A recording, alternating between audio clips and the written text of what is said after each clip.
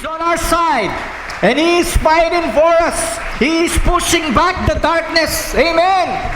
He is pressing down the enemy. He is breaking down chains. Hallelujah. Praise the Lord. Hallelujah. Lord, this morning, we want an atmosphere of worship. We want an atmosphere of praise. We want an atmosphere of your power, of your love, of your mercy. Break every chain, Lord Jesus. Break every chain. We worship you, Lord. We give you glory, we give you praise. Patuloy ka naming sinasamba, Panginoon, niluluwalhati sa umagang ito. And we are excited for your word. We are excited for what you are going to do this morning, O God. Salamat po, Panginoon. At basbasan mo, Panginoon, ang iyong tagapagsalita, Panginoon. Lord, bless your vessel, Lord Jesus, this morning. We are limited in our abilities, Lord God. We are limited, Lord Jesus, in our knowledge and wisdom. But Lord, you are limitless. Ika'y pangwalang hanggan, Panginoon. Kaya alam namin, Panginoon, ikaw lamang po, Lord Jesus, ang makakapagpuno, Lord Jesus, sa amin sa umagang ito. Maraming salamat po. Ito po ang aming panalangin, in Jesus' name we pray. Amen. Amen. Tayo po yung makakaupo na. Sige po, palakpakan po natin ang Panginoon ng malakas. Yung palakpak na deserve po niya. Amen. Hallelujah. Praise you, Lord. Praise you, Lord. Kung ready na po yung ating presentation. Amen. This morning, hallelujah. Wag po tayong, hindi na po ako magpapaliko-liko. Praise the Lord. I wanna talk about God conscious. Everybody say God conscious. Pakitanong po yung katabi mo, sabi mo sa akin, tanungin mo siya, God conscious ka ba? Are you God conscious? Amen? Okay. Marami po ngayon sa mundo, amen? Sa buong mundo, every people became health conscious. Right? Bigla na lang yung mga tao, bigla na lang naging mga health conscious, di ba? Why? Because of the virus. Kailangan magpalakas ng resistensya. But ito po yung isang bagay na hindi po natin dapat isang tabi. Being God conscious. Amen? Sa oras na ito, tanungin mo ang iyong sarili. God conscious pa ba ako? Amen? God conscious pa ba ako? Or am I relying already on what I know? Am I relying already on what I believe? Am I relying already on what the people say? Am I relying already yung mga sinasabi sa social media? Yung sinasabi sa mainstream media? O sa oras na ito hanggang ngayon, nandun pa, nung tanggapin ko ang ating Panginoong Kristo, nandun pa sa buhay ko, nandito pa sa buhay ko ang being God conscious. Amen? And this morning, I want to go to the text. Yes. I hope nakikita nyo po, no? Praise the Lord. Okay, yung mga senior citizens po natin, pasensya na po kayo, medyo lumiit po ata ng konti yung ating verse. Pero sabi po dito sa Exodus chapter 3 verse 13 to 15, this is our starting point for this morning. Sabi po dito verse 13, Exodus chapter 3 verse 13 to 15. Okay, sabi po dito, Moses said to God, "Suppose I go to the Israelites and say to them, the God of your fathers has sent me to you, and they ask me, what is my name? Then what shall I tell them?" Ang sabi po ni Moses. In verse 14, God said to Moses, sabi po ng Diyos kay Moses, "I am who I am." Uulitin ko po yun. I am who I am. This is what you are to say to the Israelites. I am has sent me to you. I am has sent me to you. God also said to Moses, "Say to the Israelites, the Lord, the God of your fathers, the God of Abraham, the God of Isaac, and the God of Jacob has sent me to you. This is my name forever, the name you shall call me from generation to generation." Amen. Sa ibang translation po, nandoon nakita natin, doon sa Hebrew translation ng passage na to, nakita natin yung 4-letter word na sinasabi doon na pangalan ng Diyos, which is spelled as Y-H-W. Tama ba? Correct nyo po ako kung mali, no? Pero kung babasahin mo yon, alisin mo yung vowels, that is Yahweh. Everybody say Yahweh. Amen? Sa ibang translation, it is Jehovah. Amen? Yung pong direktang pangalan ng Diyos. At sa ibang translation, yung pinakamagaan na translation na ating naririnig, it's called Lord. Amen? It's called Lord. Alam niyo po ba, nowadays, many are acting like there is no God anymore. Amen? Nakikita niyo po ba yun? Nababatin niyo? Parang yung mga tao, they are just acting like there is no God. Amen? Some say that He is just a figment of our imagination. Meron na po akong narinig, direkta sa kanya, nanggaling sa kanya, isang profesor, isang dean sa isang school. Okay? Ang sabi niya, God is just a figment of our imagination. The Bible is there just to tell us para hindi tayo maging mga cannibals. Hindi natin kainin ang bawat isa. Yung po ang sabi niya, no? Profesor, marunong na tao. Amen? Pero para sa kanya, God is just a figment of our imagination. Some say naman, there are many gods. Amen? Yung iba naman sinasabi na marami ang Diyos. Others say that God is love. At tayo yon. Amen. But the problem is, because God is love and gracious, He tolerates sin in our life. Hinahayaan na lang ng Diyos dahil siya'y pagmamahal, dahil siya'y purong-purong pagmamahal, dahil punong-puno siya ng kanyang grace, ng kanyang grasya, hinahayaan na lang niya yung kanyang mga anak na magkasala at mamuhay sa kasalanan.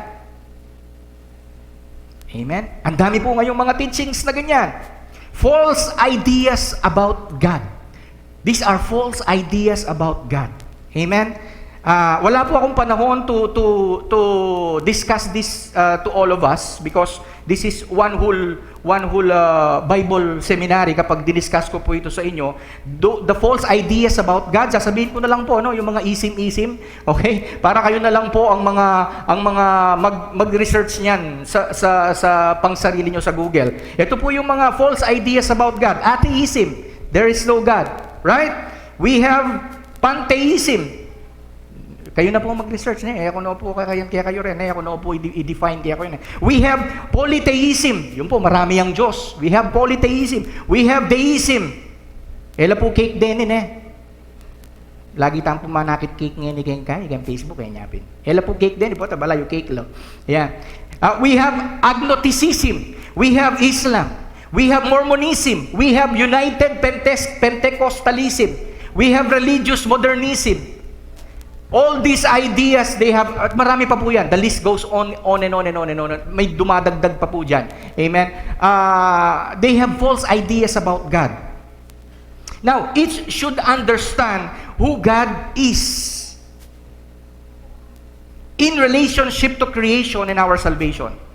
Makikita natin at makikilala natin kung sino ang Diyos in relation to creation and relation to our salvation. Nagets po ninyo? Ano po yung una? Makikilala natin ang Diyos sa pamamagitan ng kanyang mga nilikha. Amen. In relation to creation at sa pamamagitan ng ating kaligtasan.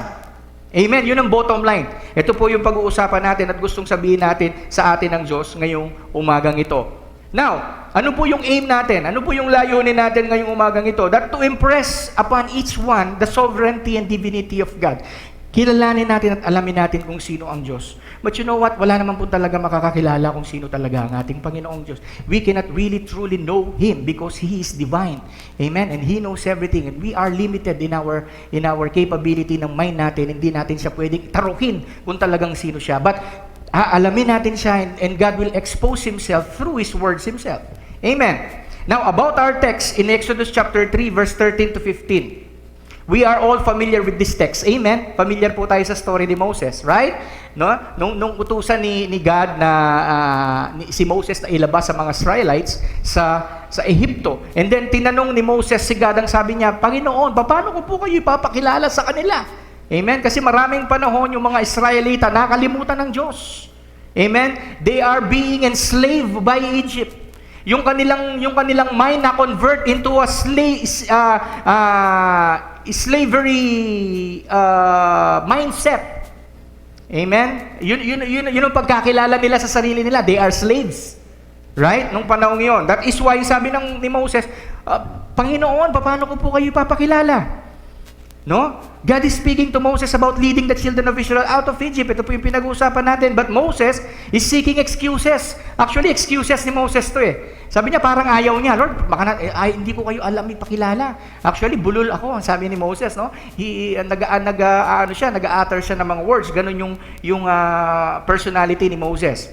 And then, one question that Moses asked, sabi niya, what do I say your name? Who do you say your name? Sino kayo? Sabi ko, paano ko kayo ipapakilala? Ang sabi ni Moses. And then God answered, I am what I am. I am that I am. Ang sabi ng Diyos sa kanya. We know that this 4-letter word, sinabi ko na po ito kanina, Yahweh, the Hebrew word, or Jehovah in other translation, I am means Jehovah. God our Jehovah. This simply means in the Bible, Lord, in capital letters. Amen? Lord in capital letters. Okay. The meaning, however, cannot be any more clear kasi nga limited po yung ating ability to do that. Now, ano po yung bottom line dito? I am what I am. Sinasabi ng Diyos kay Moses that God's name is also His description. Nagets po ninyo? God's name, yung pangalan ng Diyos, yun mismo ang description niya. Yun mismo ang meaning niya. That is why I am what I am. Parang sinasabi ko, si Kuya Rai, si Pastor Rai, sabi niya, sino si Pastor Rai? Si Pastor Rai. Di ba? Kung paano niyo nakita, yun siya. Yeah, parang ganun ang sinabi ng Panginoon. I am what I am. Now, who is God? Who is God? This is the question that we will try to answer according to the Word of God. Amen. We cannot actually really know who He is. Amen. Malalaman natin talaga fully ang kanyang katauhan, ang kanyang karakter, ang kanyang attributes kapag nandoon kapiling na natin siya. Amen. Amen po ba? And I believe excited ang lahat sa event na yon sa ating buhay. Amen. Makikita mo na, makikilala na natin siya. Now, who is God? Tatlong bagay lamang po ang gusto kong very simple, basic na sasabihin natin, sino ba ang Diyos talaga? Okay? Number 1, He is the eternal one. Napakaganda po ng mga songs natin kanina. Amen? Napakaganda ng mga songs. Hindi po namin pinag-usapan yan. Amen? Even me, nung halos 1 week ko na pong pinrepare yung message na to, but yung mga songs kanina, lumapat siya dito sa message. Sabihin nga po natin, eternal. Eternal. What does it mean to be eternal? The concept of infinity. Everybody say infinity. Sa Tagalog, walang katapusan. Amen? Walang katapusan. At hindi lamang po siya walang katapusan. This is the most divine thing of all. Wala din siyang pinanggalingan. Amen? He has no beginning and He has no end. Bahala na po tayo kung paano natin po i-imaginein yun. Amen? I cannot really imagine paano nangyari yon. Wala siyang pinanggalingan at wala siyang katapusan. He is the Alpha and the Omega. He has no beginning, He has no end. Amen? And that is one karakter ng ating Panginoon, description ng ating Panginoon na kailangan nating pasalamatan ngayong panahong ito, that we have an eternal God. We have a God who has no beginning. We have a God who has no end. We have a God who is an eternal God. Amen. Amen. Parang hindi po kayo natutuwa na yung Diyos natin, eternal. Amen. Hallelujah. Pero alam ko po natutuwa kayo. Di ko lang po nakikita yung mga bibig nyo kasi. Praise the Lord. He's the eternal one. He is eternal in His existence. Tignan po natin itong verse na to. In Psalm chapter 90 verse 2, sabi po dito, before you created the hills or brought the world into being, you were eternally God and you will be God forever. Wow! Bago pa ang lahat. Amen? Eternal na siya. Amen? At hindi magbabago yon. Why? He will be eternal forever. Sabi ko nga po sa inyo, dapat tayong lumundag, magalak, because we have a God, we have an eternal God. You know why? Alam niyo po ba bakit? Tanungin niyo nga yung katabi. Alam mo ba bakit? Dapat natin pagpasalamatan that we have an eternal God. Because we have an eternal God, ibig sabihin, His attributes are also eternal. Amen. Yung kanyang attributes, yung kanyang karakter, yun ay pangwalang hanggan din. Katulad ng He is eternal in love. Amen. Pangwalang hanggan yung kanyang pag-ibig. Praise the Lord. He is eternal in love. In Jeremiah chapter 31 verse 3, He has loved us in an everlasting love. Wow! Because we have an eternal God, ibig sabihin yung pag-ibig ng Diyos sa ating lahat, hindi yan magbabago at yan ay pangwalang hanggan. Kapag minahal ka ng Diyos, that's it. Period. Mahal ka ng Diyos. Amen. Sabihin mo sa katabi mo, mahal ka ng Diyos. At forever yan. Dito lang tayo sa statement na to, magkakapara-parehas na mayroong forever. Amen. Mayroong forever. Marami ngayon nagkakahiwalay. Marami ngayon may makikita lang maling bagay sa kanyang partner, hihiwalay. Walang forever. Ang sabi ng karamihan. Pero dito, we will agree to each other because we have an eternal God. His love is forever. Amen? Palakpakan natin ang ating Panginoon. His love is forever. He is eternal. Another thing, He is eternal in mercy. Ito pa yung masarap. Yung kanyang grace, yung kanyang mercy, it's eternal. Hindi yan nagbabago. Amen? In Psalm 103:17, ang sabi dito, but the mercy of the Lord is everlasting to everlasting. Antindi na eh. Matindi na yung everlasting eh, di ba?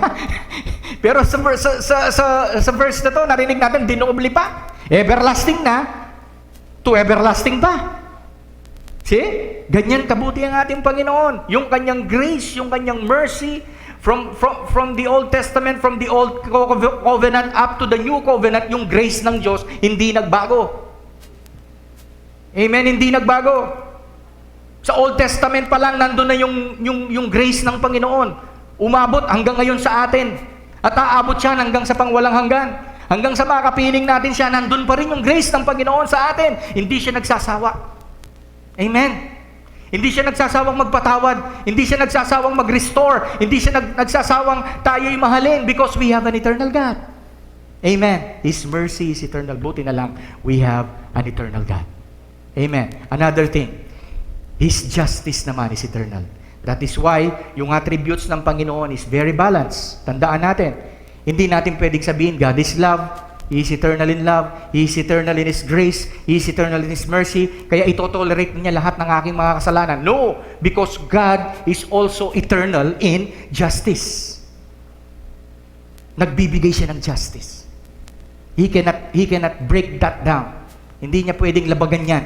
Amen? Because He is eternal in justice. Ang sabi dito sa Psalm 89, verse 14. Balik ko lang po. Ang sabi niya, righteousness and justice are the foundation of your throne. See? Ito pa yung pinakapundasyon ng trono ng ating Panginoon, yung kanyang justice. Amen? Na kapag nagkasala yung tao, may justice na dapat iserve para sa kanya.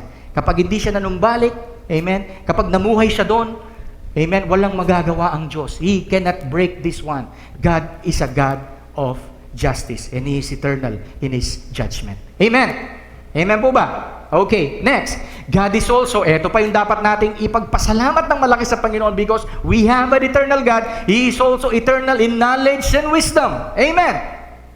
He is eternal in knowledge and wisdom. Hebrews 4:13. Ang sabi dito, nothing in all the world can be hidden from God. Lahat ay lantad sa Panginoon. Alam niya lahat ng ating iniisip.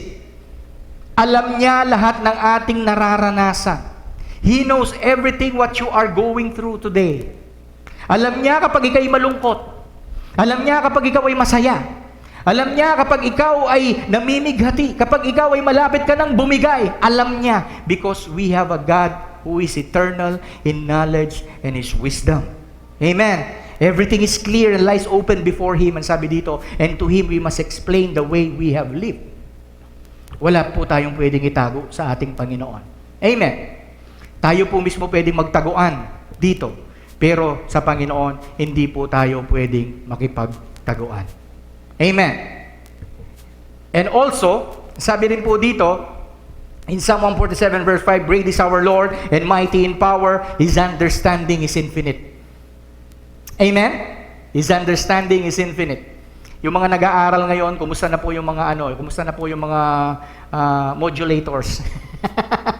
Ngayong panahon natin, yung mga parents na may nag-aaral, amen, kumusta na po yung pag-aaral ng mga parents? Amen. Kumusta po yung pag-a-answer nyo ng modules? Hindi po yung students yung kukumustahin ko eh. Marami po yung nag-a-answer yata yung mga parents, no? Natututo ba po kayo, mga parents?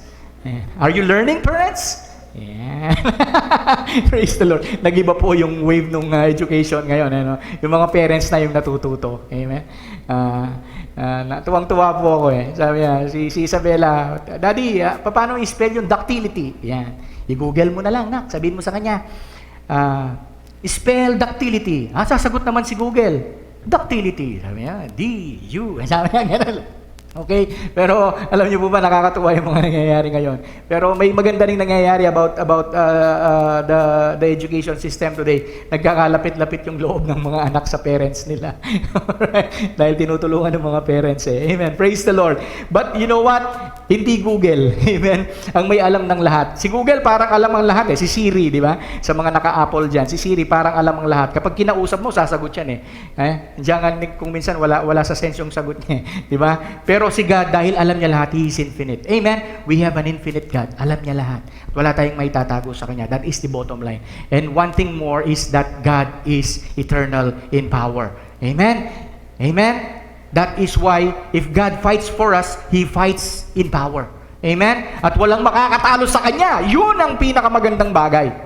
Amen? He is eternal in His power. In Romans chapter 1 verse 20, ang sabi dito, forever since the world was created, people have seen the earth and sky. Through everything God made, they can clearly see His invisible qualities. And what is this quality? His eternal power and divine nature. So they have no excuses for not knowing God. Amen?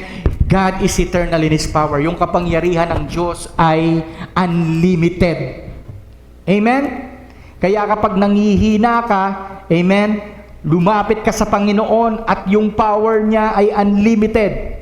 Praise God. Ngayon, usong-uso yung mga power bank na kapag nag-low-bat ka, saksak ka doon. Pero alam nyo po ba, kahit na yung pinakamagandang power bank ang bilhin mo, maglo-low-bat at maglo-low-bat pa rin yun. Ang ating Panginoon, kailanman hindi siya naglo-low-bat. Amen! Praise the Lord! Praise the Lord! He is eternal in power. Amen? Kumonekta lang tayo sa Kanya, and He is eternal in power. Another thing, God is eternal in patience. Ito pa yung dapat nating isa pang pagpasalamatan sa Panginoon. Amen? Patient ang ating Panginoon. No? He is eternal in His patience. Sabi niya sa Exodus 34 verse 6, sabi niya, the Lord passed in front of Moses and said, I am the Lord is a God who shows mercy, who is kind, who doesn't become angry quickly. Ito yung isang attribute ng ating Panginoon, who has great love and faithfulness. Ano pa? Ito yung isa pang favorite kong verse na sinasabi ko palagi. Amen. 2 Peter chapter 3 verse 9. Sabi niya, alam niyo po ba bakit hindi pa bumabalik ang ating Panginoon? Amen. Nababanggit din ito ng ating mga pastor dito. Amen. Alam niyo po ba bakit dinidelay ng Panginoon ang kanyang pagbabalik? Why? Basahin po natin ito. The Lord is not slow in doing what He promised. He is not slow. Amen. Darating at darating siya. Babalik at babalik siya. Whether we like it or not. Amen? Babalik at babalik siya. But you know why? Sabi dito, the Lord is slow in doing what He promised. The way some people understand slowness. But God is being what? Patient with you. Ako ang dahilan. Ikaw ang dahilan. Tayo ang dahilan. Ang buong sangkatauhan ng dahilan. Bakit minsan parang slow ang pagbabalik ng ating Panginoon? Di ba nagpe-pray tayo? Di ba talagang gustong-gusto nang bumalik ang Panginoon? Sino talagang gusto na nang bumalik ang Panginoon? Pakitaas po ang kamay. Amen. Parang wala. Nano po ngayon walakwan gini? At po ngayon walakwan gini? Sige po, sino po yung gusto nang bumalik ang ating Panginoon? Amen. That He will return. Balik ka na, Lord. Ro! Dakal ko pa po halakwan eh. Ako bisa na ako. Bisa na ako. Siguro po natin takal pera na eh. Siguro po natin takal pera, hindi pa po rin magbalik kay Lord. Totoo na po, dapat maging excited tayo sa pagbabalik ng Panginoon dahil matatapos na lahat. Tapos na lahat ng kahirapan. Ulitin ko po, JRC, sino bang gustong excited nang bumalik ang ating Panginoon? Pakitaas ang kamay. O, di ba? Ayaw ko pa po bisang mayari kasakitan. Amen? Ayaw nyo pa po bang matapos yung kahirapan natin? Gusto na natin bumalik ang Panginoon. Pero, bakit hindi nagbabalik ang Panginoon? Bakit hindi pa siya nagbabalik? Why? Ito nga, He is being patient with us. Why? He does not want anyone to be lost. Yun yung pagmamahal ng Panginoon, eternal nga eh. Ayaw niya na lahat ay mapahamak. But He wants all people to change their hearts and lives. Binibigyan ng Diyos ng napakarami pang chance. Kaya kung meron ba pong nanonood dyan, amen, hello po pala, shout out sa mga ano natin, sa mga nasa bahay, sa mga naka-online po natin, amen. Kung meron po dyan na nakikinig, amen, na nagtataka ka bakit hindi pa bumabalik ang ating Panginoon, ito po yung dahilan nun. Ayaw niyang mapahamak tayo. He wants us to change our hearts. Gusto kang abutin ng Panginoon sa oras na ito. Gusto niya na tanggapin mo siya bilang sarili mong Diyos at tagapagligtas. At ayaw niyang mapahamak ang bawat isa dahil mahal na mahal tayong lahat ng ating Panginoon. Amen!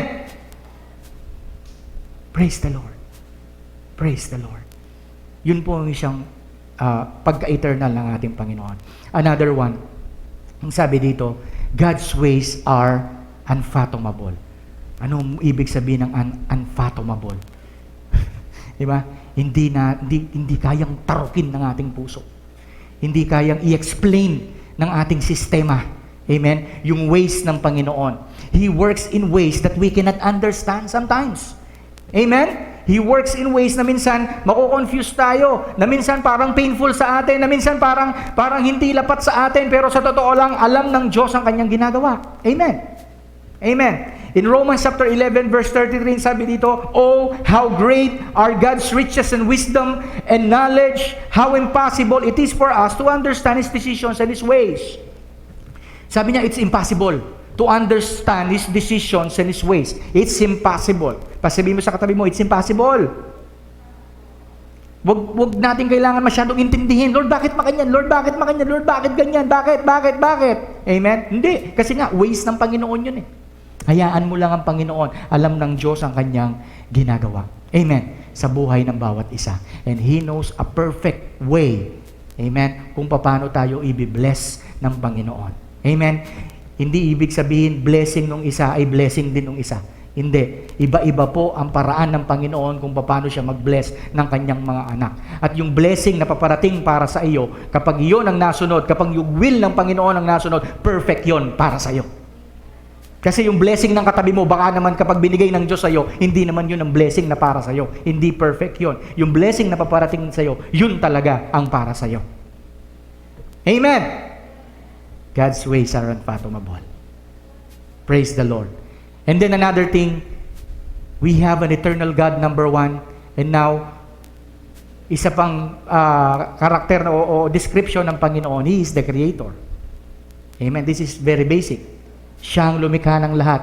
Dapat tayuin natin to.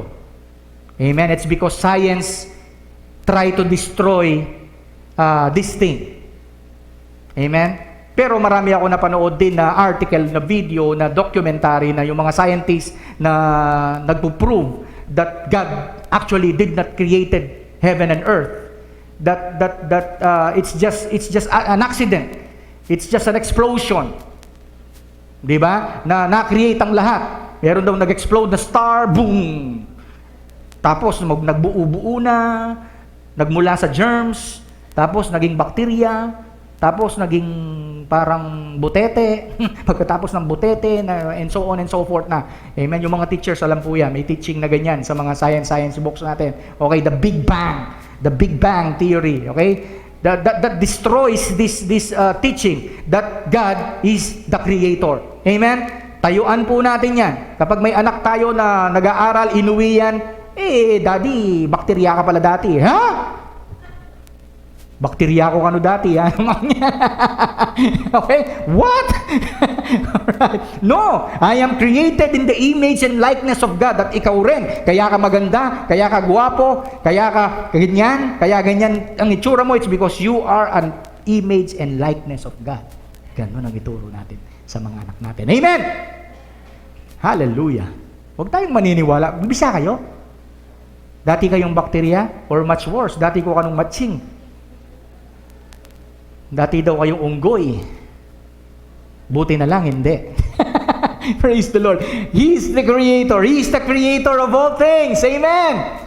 And in Nehemiah chapter 9 verse 6, I am created by God. And I am created by His image. Kamukha ko ang Diyos. Wow! Our design is from God Himself. Amen? Hallelujah. In Nehemiah 9:6, ang sabi niya, You are the only Lord. You made the heavens. Even the highest heavens. Diba? Ano yung highest heavens na sinasabi dito? These are the universe. This is the universe. These are the planets. These are the galaxies. Amen? Ang sinasabi dito. Ang sabi dito, with all the stars. Wow. You made the earth and everything on it.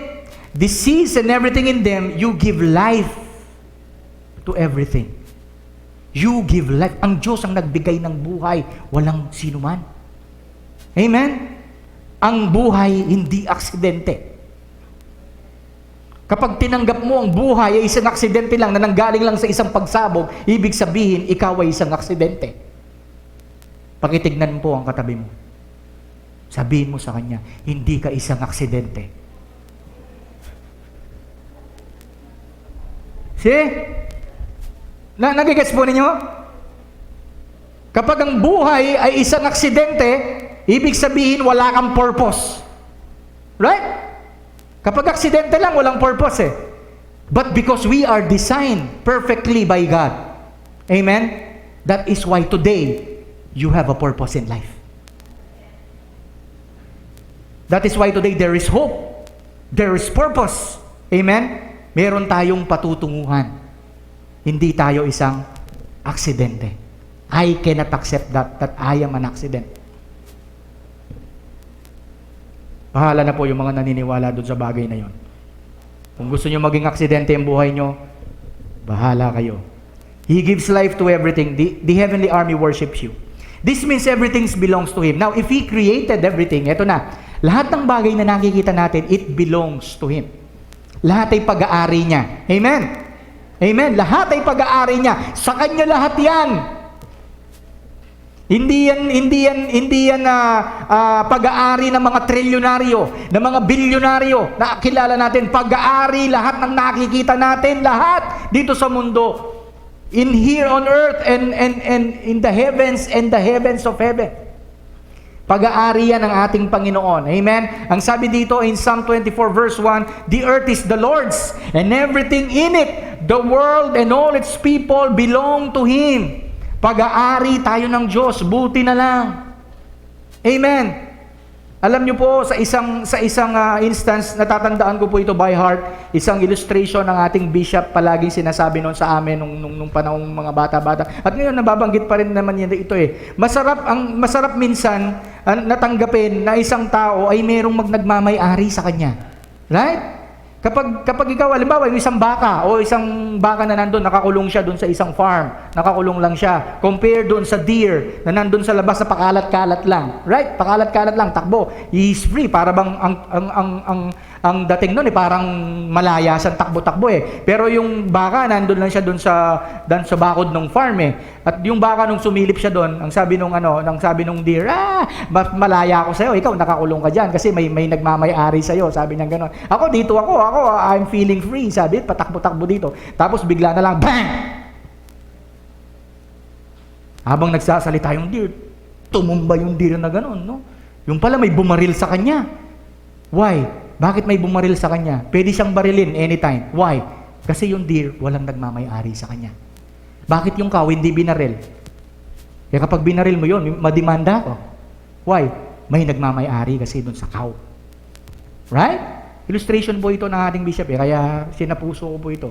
Kaya minsan napakagandang sabihin na mayroong isang being, that is our God who is eternal, na pagmamay-ari niya tayo, na kailanman hindi niya tayo pababayaan, na kailanman po protektahan niya tayo. He will fight for us up to the end. Amen!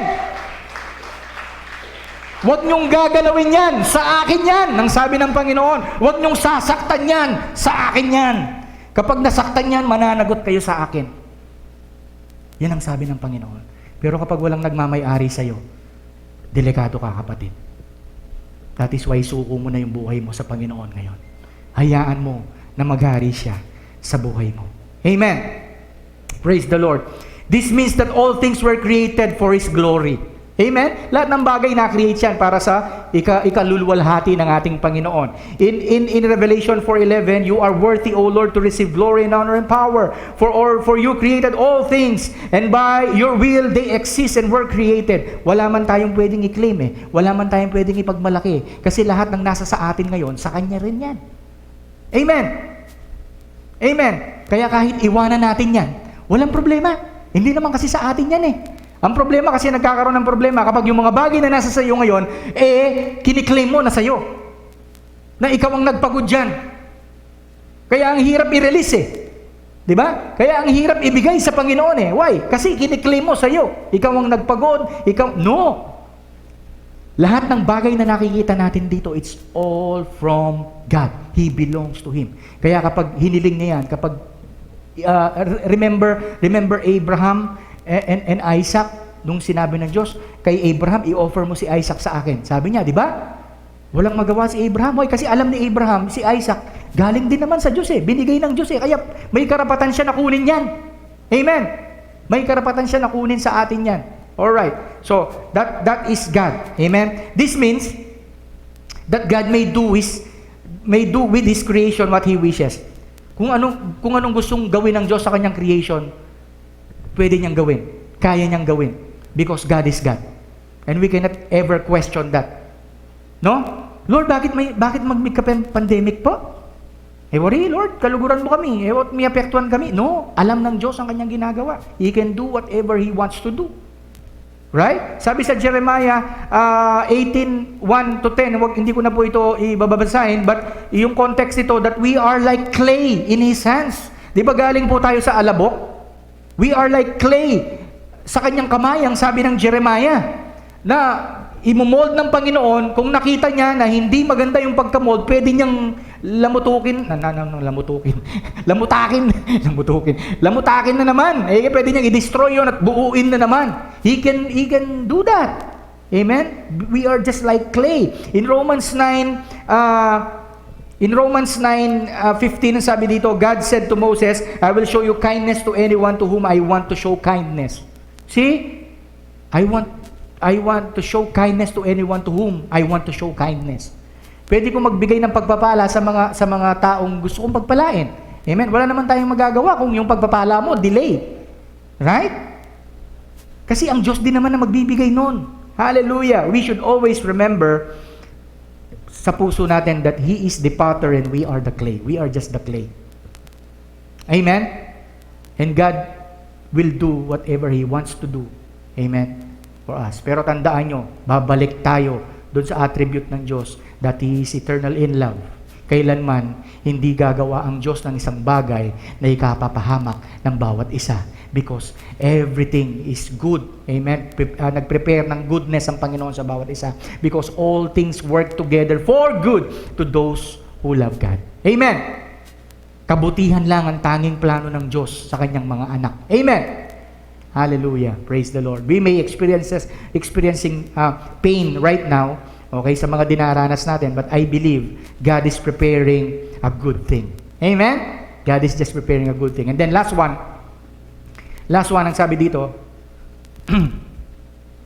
alright, that God is the Redeemer. This is the bottom line. Dito po tayo magtatapos. He is the eternal one.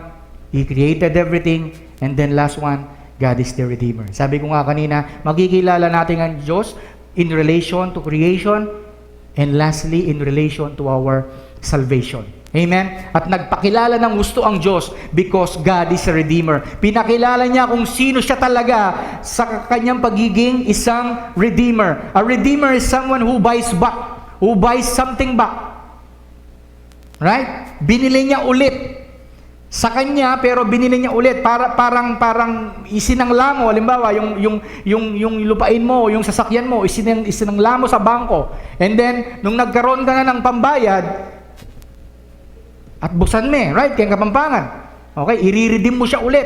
Sa'yo yun eh. Sa'yo yung property yun. Pero isinangla mo. That is why, hindi, maaaring yun ay hindi na sa'yo. Kapag narimata yun, hindi na sa'yo. Right? Ang gagawin mo, mag-iipon ka ngayon ng pera at kukunin mo ulit. That's called being redeemed. Right? Ni-redeem mo siya. What does man need to be brought back from? Bakit kailangan tayong i-redeem ng Diyos ngayon? Right? Why do we have a God we call Redeemer? Right? Man needs to be back from the bondage of sin. Amen? Pakinggan po ninyong mabuti ito. In Isaiah 44, verse 22, sabi niya, I have swept away your offenses like a cloud. Your sins like the morning mist. Return to me, I have redeemed you. Ang sabi ng Panginoon. Alright. So, lahat ng mga nandito ngayon, na nandito, nanonood, amen? If you accepted Jesus as your personal Lord and Savior, you are called the redeemed. Amen? Pakitaas nga po yung kamay ng mga redeemed people. Nakala ko merong hindi magtataas eh. Mag-altar calling po ako dito ulit. At magpe-pray ako ng prayer for salvation. Amen. Okay. We are all redeemed. Amen. God is indeed man's redeemer. It is part of God's identity. It is part of God's character, being a redeemer. Amen. Mula pa naman, noong panahon yon. In Isaiah 44 verse 6 also, ang sabi niya, this is what the Lord says, Israel King and Redeemer. Tinawag siyang Redeemer, the Lord Almighty. I am the first and I am the last. Apart from me, there is no God. Sabi niya, I am the Redeemer. Nagpakilala siya bilang isang Redeemer. God accomplishes His redemption from sin today through, kanino? Through His Son. Ngayon, eto na, makikilala nating tunay ang pagka-eternal ng Diyos, makikilala nating tunay that God is the Creator, at lalo na makikilala nating tunay that God is the Redeemer through, kanino? Jesus. Everybody say, shout Jesus. Everybody say, shout Jesus. Jesus. Amen. Through Jesus. Magpapakilala siya through Jesus at nakikilala natin kung sino talaga ang Diyos sa pamamagitan ng ating Panginoong Jesucristo na nandito, nananahan sa buhay ng bawat isa. Amen. Hallelujah. Ang sabi dito, in 1 Peter 1:18-19, knowing that you are not redeemed with corruptible things. Eto na, no? Hindi tayo tinubos sa mga bagay na nasisira, ang sabi sa Tagalog. Wow! Sabi niya, like silver or gold. Hindi tayo na-redeem because mayaman ka. Hindi ka na-redeem because marami kang pera. Hindi ka na-redeem because marami kang ipon, marami kang properties. No. From your aimless conduct received by tradition from your fathers. Hindi tayo na-redeem, hindi tayo naligtas ng dahil sa tradisyon. Sabi po dito, di ba? That is why hindi pwedeng tradition first. Hindi pwede. Hindi po pwedeng tradition first. Hindi tradisyon ang makakapagliligtas ng tao. Anong makakapagligtas sa tao? Yung relasyon natin sa ating Panginoon. Amen. Amen. Hindi tradisyon. Sabi niya, from your aimless conduct, received by tradition from your fathers, yung mga narinig nyo. It's because tinuro ng lola mo, tinuro ng mga ninuno mo na ganito. Tradition eh. Hindi. Maliligtas tayo. Kanino? But, ang sabi dito sa verse 19, the precious blood of Christ as of a lamb without blemish and without spot. Okay? Saan tayo ni-redeem ng Panginoon? Anong pinambayad ng Diyos? The blood of Jesus. Jesus Himself, the precious blood of Jesus ang nag-redeem sa bawat isa. Amen. Yun ang isang magandang bagay na dapat natin ipagpasalam sa ating Panginoon. And now, we truly believe that God exists, that God is an eternal God, that God created everything because He has redeemed us. Kung hindi ka redeem, kapatid, never mong maiintindihan, never mong matatanggap sa puso mo, magkakaroon ka ng mga question sa isip mo na, totoo ba ang Diyos? O kung totoo man ang Diyos, natutulog ba ang Diyos? Diba? Pero if you have Jesus, you accepted Him as your personal Lord and Savior, siya ang magpapakilala kung sino talaga ang Diyos sa buhay ng bawat isa. Amen! Praise the Lord. Who is God? He is the Eternal One. He is eternal in love, in mercy, in justice, in knowledge. He is eternal in wisdom. He is eternal in power. He is eternal in His patience. He is eternal in ways unfathomable. Amen. Who is God? He is also the Creator, my Creator. He created me in His likeness and image. Ne? I am His son. I am His daughter.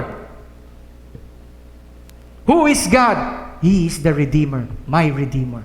Siya ang tumubos sa akin. Amen? Papunta na ako sa kapahamakan, pero ang Diyos, tinubos niya ako papunta sa pangwalang hanggan. Amen?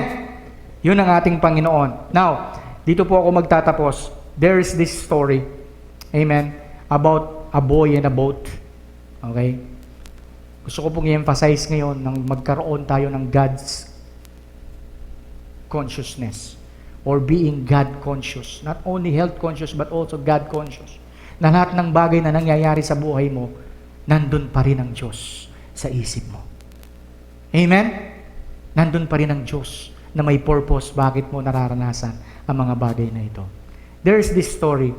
There is a boy and a boat. Isang bata, gumawa siya ng boat. Pinaghirapan niya. Okay, this is a beautiful one. Hindi lang ito basta bangkang papel. Ginawa niya to talaga sa kanyang kamay. Ginawa niya, ginamit niya yung kamay niya. Hindi siya nagpatulong sa tatay niya. Okay, hiniram niya yung tools ng mga tatay niya. Okay, umukit siya ng isang kahoy, nilagyan niya ng layag. Amen? At dinesign niya to talaga ng napakanda, perfect para sa paningin niya. Right? Gumawa siya ng boat. At siyempre, yung boat may purpose. Ang purpose ng boat ay ilagay sa tubig. Kaya pumunta siya sa isang stream of water, sa isang river, doon sa tabi ng bahay nila. Siyempre, bibitawan niya yung boat. Dahil ginawa niya yun eh. Okay? Mahal na mahal niya yung kanyang boat. Ilagay niya sa river. Okay? At hinayaan niya na lumutang-lutang. At bago niya i-release yung boat doon sa water, naglagay siya, teka lang, ba't lumilipat siya mag-isa? Okay, iatras ko lang ng konti.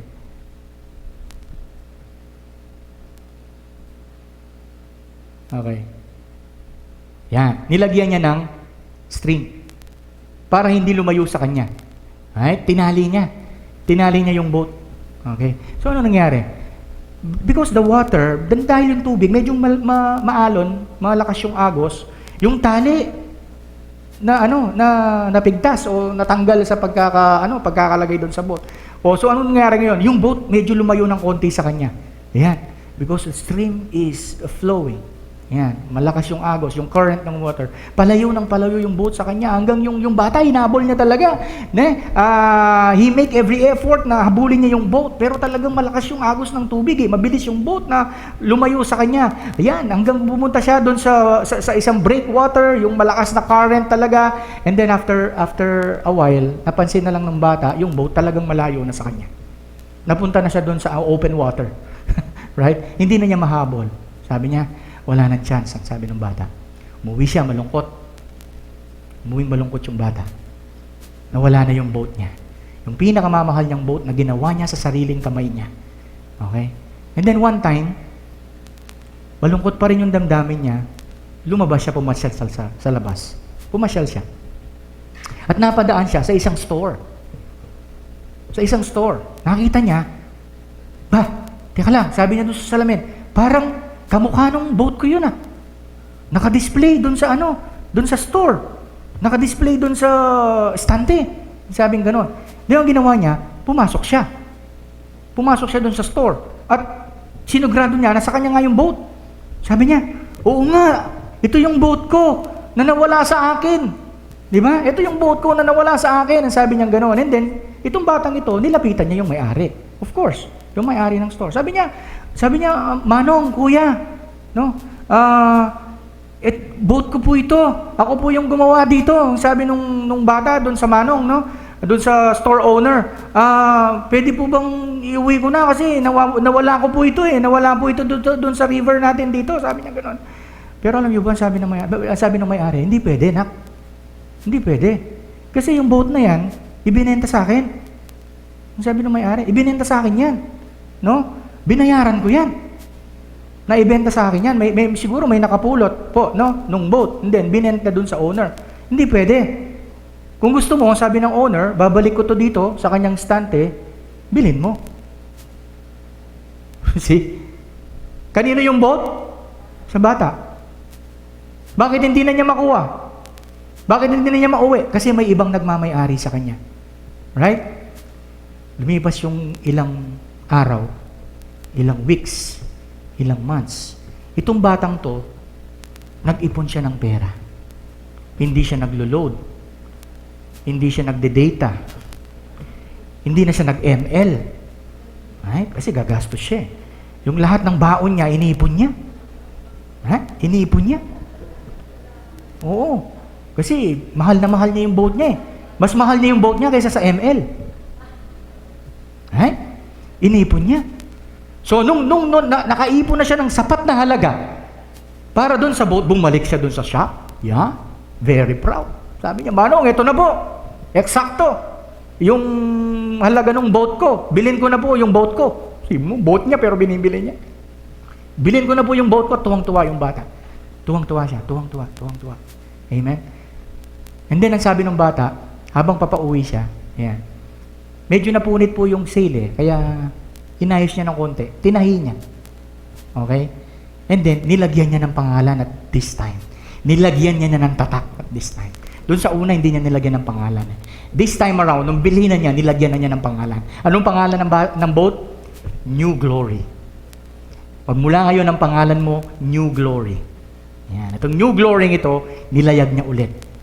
This time, kahit mawala ka, may pangalan ka na. Wala nang pwedeng magmay-ari sa'yo dahil ako na lang ang nagmamay-ari sa'yo. Okay. Bakit siya na ngayon ang uling nagmamay-ari doon sa boat? Dahil binili niya. And then, ang sabi niya doon sa boat niya, sabi niya, twice you are mine. Ang sabi nung bata doon sa boat, twice you are mine. Sabi niya, first, I made you. The second one, I bought you. Una, nilikha kita. Pangalawa, binili kita. And knowing who is God, this very morning, that is our God. That is our God. That is our God. Sinasabi ng Diyos sa atin, una pa lamang sa akin ka na. Nilikha kita. Pero nawala ka sa akin. Pero hindi ko hahayaan yon. Gagawin ko ang lahat para ma-redeem kita at bibilin kita. That is why He sent Jesus. Bayad sa ating mga kasalanan. He sent Jesus na bayad sa atin. Amen?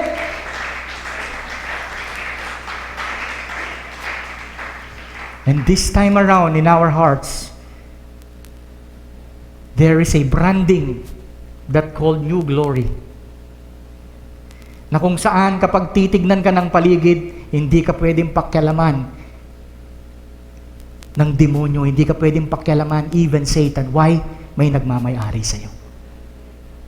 Binigyan ka ng tatak ng Panginoon. Dahil may tatak ka, lahat ngayon na nangyayari sa buhay mo, magiging God-conscious tayo. Amen? Sa lahat ng nararanasan natin, nandun ang Diyos. Sa trabaho mo, bakit ka nilagay ng Diyos doon? Bakit ka pinagtrabaho ng Diyos sa bangko? Bakit ka naging teacher sa isang public school? Bakit ka naging isang nurse? Why? Makikita mo doon, God has a purpose. Ganun ka ngayong kumilos. Ganun ka ngayong mag-isip. Yung consciousness mo lagi, nandun ang Panginoon. Amen? May purpose ang Diyos. Bakit ganito yung negosyo namin? May purpose ang Diyos. Bakit nakaranas ako ng ganitong bagay? May purpose ang Diyos. Bakit ganito ang dinaranas ko? Amen? Why? Because of Jesus that is in our hearts. The new glory that is in our hearts. We are now being God conscious. Amen? Palakpakan po natin ang ating Panginoon.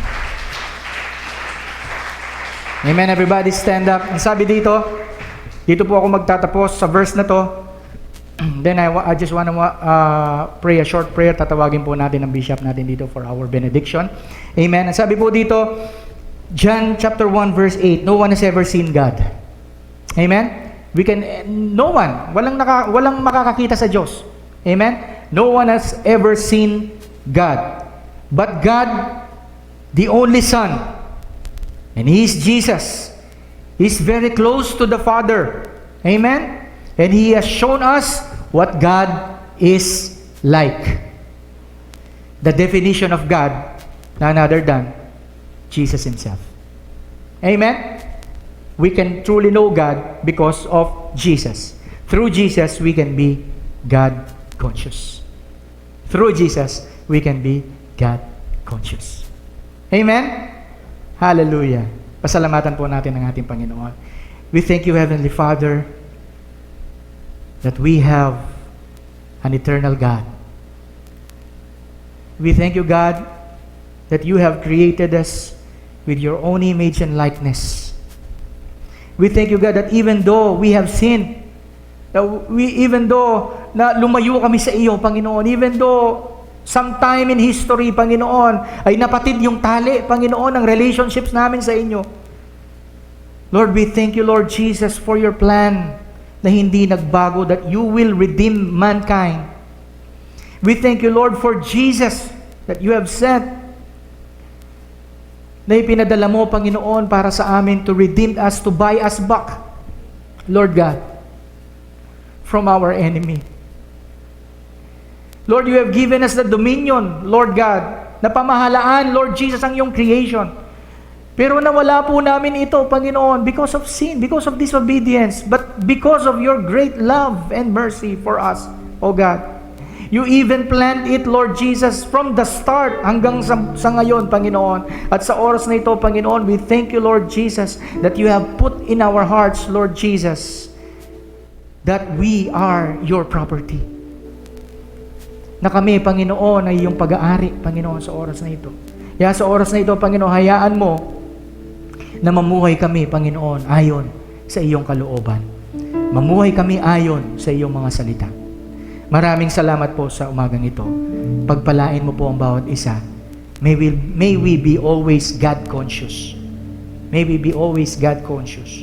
Every day in our life, Panginoon. Every day in our lives. Wherever we are. Saan mo man po kami dinala? Saan mo man po kami dinako, Panginoon? Saan mo man po inaapak ang aming mga paa, Panginoon? May we be always conscious with you. Hallelujah. Maraming salamat po. Ito po ang aming panalangin. In Jesus' name. Amen.